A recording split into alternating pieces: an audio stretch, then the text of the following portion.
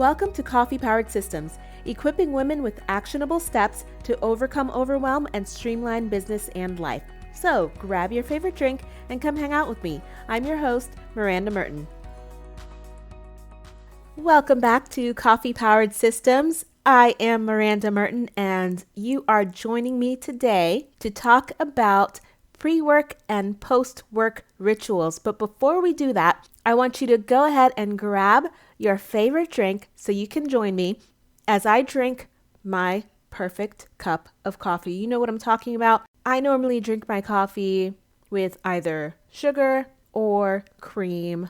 I never have been able to drink it just black, but on Sundays especially, I'll do both. Or when I just feel like it, I'll do sugar and cream. So right now I'm drinking sugar and cream, and I have made the perfect cup of coffee. And you coffee drinkers out there, you know what that feels like right when it's like the perfect temperature and the perfect amount of sugar and cream. It's like bliss, right? So that is where I'm at today. I want you to join me as you grab your favorite drink and come chat as we talk about pre-work and post-work rituals. So what do I mean by pre-work and post-work rituals? We're all familiar with morning routines and nighttime routines. We get up in the morning, we try to get into our day, get into the correct headspace, or maybe it's just you have to get up and take care of your family. And that's kind of a routine, right? When the school year is in, everyone gets up, we're doing breakfast, we're doing brushing the teeth, we're doing all those things. That's part of your routine. But I want to talk about pre-work and post-work routines, especially during this time when a lot of people are working from home. If your days are now tending to run long, or they all seem to run into each other, you can't tell if it's Monday or Wednesday, you probably don't have definite routines or rituals when it comes to your work schedule.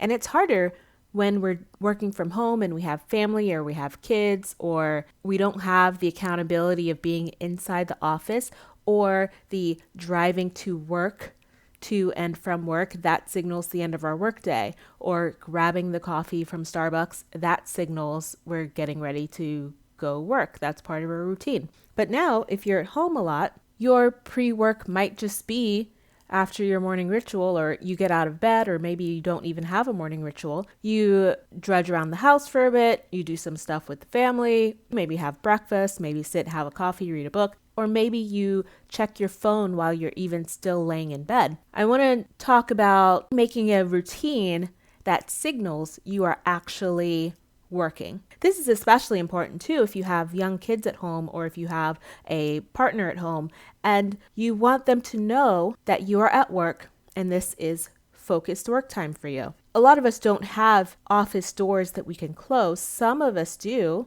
You can close the office door and say, this is when I'm working. Maybe you can even put a sign on the door. But if you don't have an office door per se, or maybe you work in the bedroom because your bedroom's big enough and you just have a desk in there, or you work in the dining room at the dining room table, which can make it really hard because people are walking by all day long and it's easy for them to stop and pull you away and say, hey, can you help me with this or whatever. So you want to have specific times that you are working and focused, and those are your work times. And then when you're done, then that's family time or relaxation time. So let's talk about the pre-work routines. Why would you want a pre-work routine? After your morning routine, think about, do you need a work routine? Do you need something that signals your mind that you are ready for work? A pre-work routine helps you get in the mindset for work, just like your morning routine helps you get in the mindset to start your day. And that's super important because not only does it signal to you yourself and your mind to get in the zone, it also signals to anyone in your household that it's time for a do not disturb session. So let's think about how you would want to do your pre-work routine.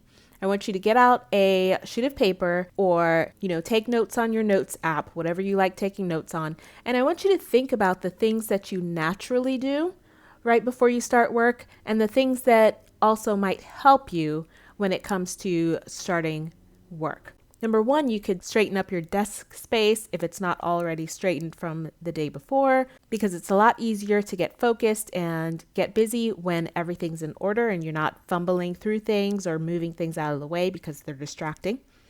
Number two, you can get your water, your tea, your coffee, whatever it is that you drink throughout the day. Three, you could turn on your productivity playlist or some ambiance or music, or maybe you've got a humidifier or something that makes some sort of a noise, like those noise sound boxes. Turn on one of those. I've got a productivity playlist that you can have. It's free. It's in the Productivity Power Pack, and you can get that on my website, mirandamerton.com/power pack, and I will also drop those in the show notes for you. Put on your music playlist. That's a great way to get in the zone and get focused and ready for work. Next, you could close your door, like I said before, or somehow let it be known that you are starting work. So if, for instance, you do use a dining room or an open room where you are working, let them know that once I sit at this desk between these hours, that is my time to work. So if it happens to be between 9 and 12 and 1 to 5, if I am sitting at that desk, I am working. Okay? And you can open up your task manager browsers or apps if you are using a task list or a productivity list, like from Asana or Todoist or wherever you keep your project management. Once you open that up, that's going to be your cue that you are starting to work. And lastly, you can create a step-by-step plan of what you will do. So if you're one for writing steps down or writing things down, you can definitely, for the first few weeks, maybe write that down, get my water, turn on my music, close my door, make a list, boom, boom, boom. And then whatever that list is, that is your pre-work routine. So once you have figured out what those are, you can try that for the next couple of weeks and see if that works for you, gets you in the right headspace, and that is going to set you up for success. Now let's talk about the post-work routine. Why would you need a post-work routine? Because, and I will tell you from experience, I could work all night long. I can sit there on my computer and work all day. I can move from one space to the other, and even though I have moved from the desk to the living room couch, I could still sit there and work or learn or do whatever, creating graphics, tinkering around. And technically I'm still working, right? But that's not really where we want to be. We want to, especially if you have other people in your house you want to spend time with, or you need to incorporate some relaxation for yourself, you want to make sure that there's a definitive stop so that you can then close down for the day. Because just like how we open our minds to get started and get in the mindset, we also want to close down our minds and get in the mindset of winding down for the night. So let's talk about these post-work routines. Again, just like the beginning of the day, you want to think of the things that you naturally do at the end of the day. Sometimes if your to-do list isn't finished, you might want to keep going. So you want to transfer some of those to-do list items over to the next day. One of your routines might be to journal.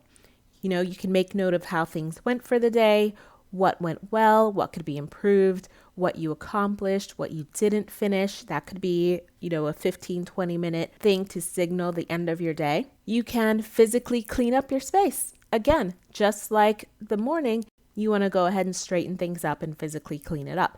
Just like if you were working in an office, most people don't leave their desk a mess when they are leaving the office. You typically tend to straighten up your papers and tidy up before you leave. So same thing goes for when you're working at home at your own desk. You can check your email one last time.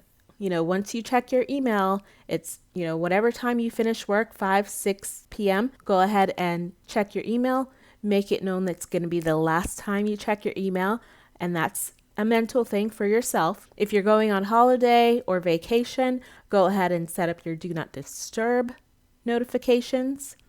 And the last thing that you can do is close or turn off your computer. That is probably the biggest signal to your mind that work is done. Once you close your laptop or you turn off your computer and leave the desk, leave the workspace, then okay, no more work. I'm going to go make dinner. I'm going to go play in the yard with the dog. Whatever it is that you do at the end of the day to wind down, that is going to be the best thing to do. And also, a change of scenery will help as well, because if you tend to work at the same place throughout the day, changing your scenery, maybe you go from your work desk to your bedroom area or to your living room area or outside to your yard, that's also going to signal it's the end of the day, and it kind of gives you that break that you need to kind of close it all down.